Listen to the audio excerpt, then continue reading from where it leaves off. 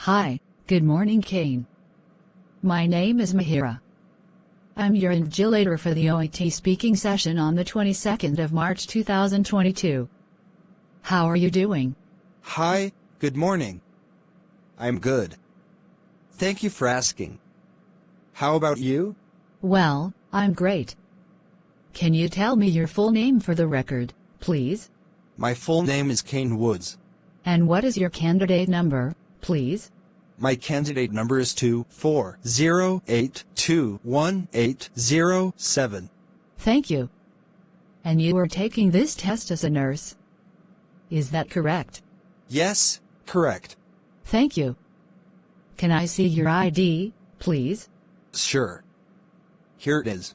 The warm-up questions are not assessed and are a chance for us to get used to each other's voices. We'll just talk for 2 to 3 minutes. All right. Talk about a positive experience with a patient. A patient came into the hospital every week for 5 weeks to have her dressing changed.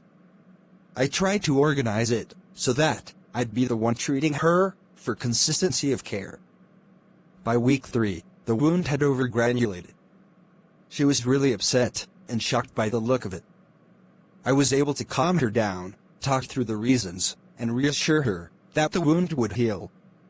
She was incredibly grateful that I had taken the time to explain everything and went away feeling more encouraged. Explain your teamwork approach and methods. I really enjoy working with others. The camaraderie in a hospital makes the job worthwhile, and I'm very understanding when it comes to listening to the needs of others.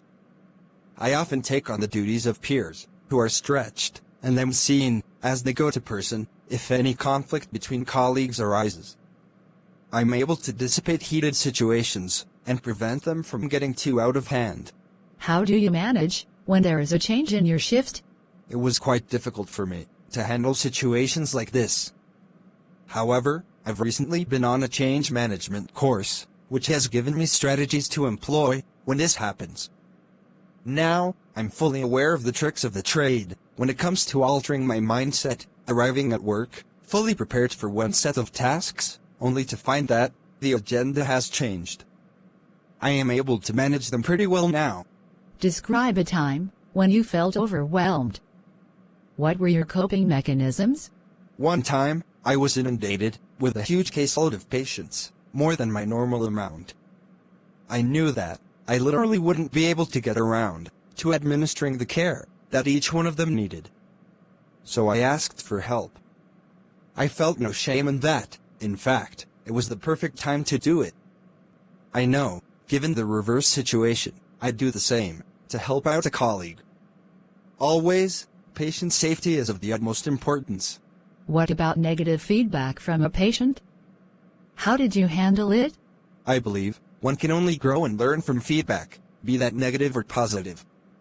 I had a patient who complained that I didn't know what I was doing.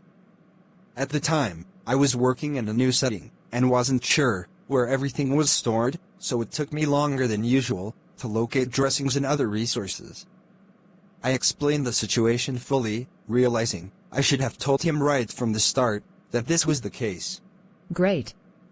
Thank you very much for sharing that. So, let's move on to role play now. I'll take the part of the patient or perhaps a relative, and you'll take your professional role. The purpose of the role play is to get evidence of your ability to communicate effectively with patients. Use your ability to fulfill as much of the role play as possible. Do you have any questions? No, Mihiraa. You have up to 3 minutes to prepare the role play. You will start the role play after that time. I'll let you know when the 3 minutes are up. You can ask me if there's anything you are not sure about, and you can make notes on the role-playing card if you want to.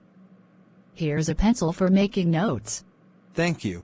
You can look at the card during the test, but you must return it to me at the end of the test. Please start preparing now. Thank you.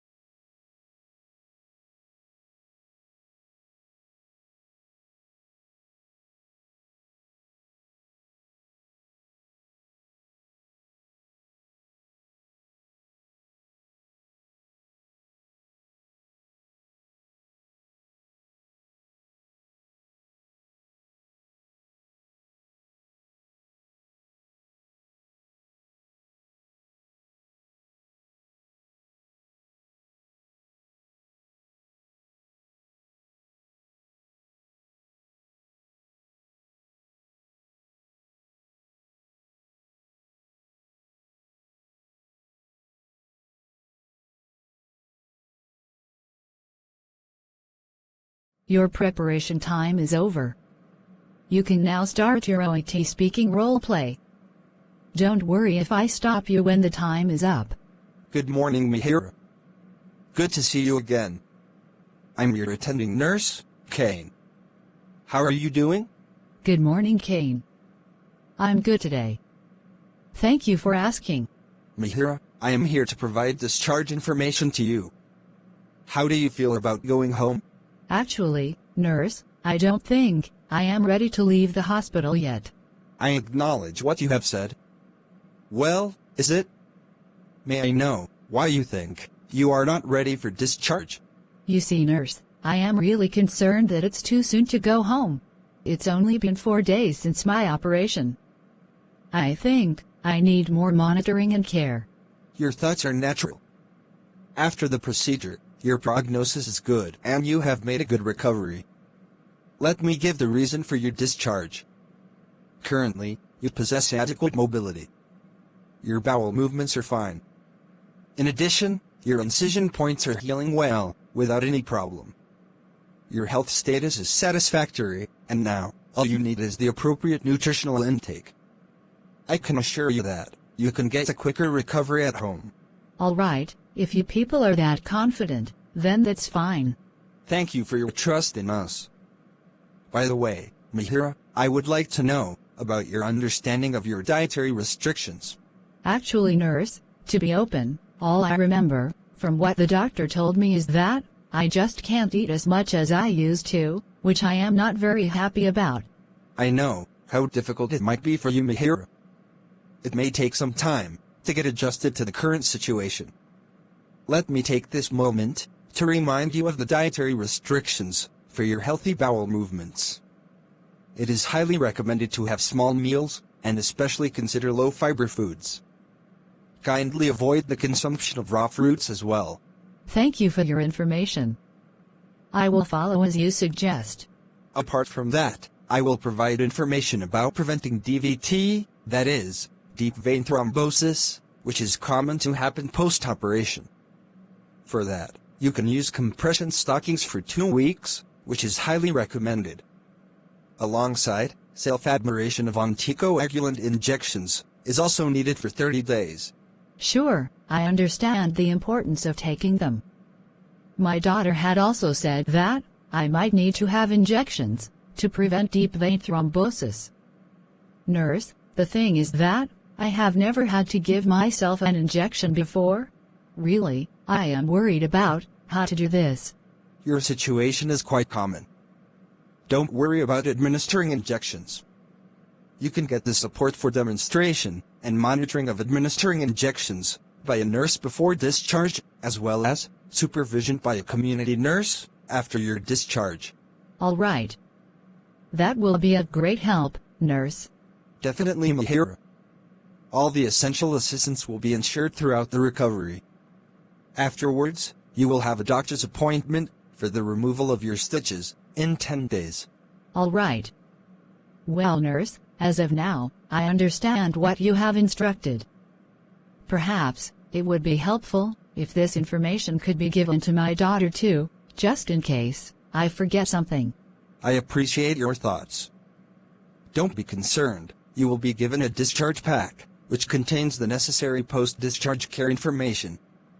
It includes details of dietary advice, your medication information, details of the follow-up appointments, and also the helpline phone numbers. That's great to hear. Mihiraa, do you have any further questions? Not at the moment. All right, Mihiraa, I hope I have cleared all your concerns. If you have any questions, always please feel free to contact us. I wish you a speedy recovery. Sure, nurse. Thank you. That is the end of your OET speaking roleplay. Thank you. Thank you for watching. Please like this video and encourage us. Subscribe and stay tuned for more videos. Kindly comment your suggestions and help us do better.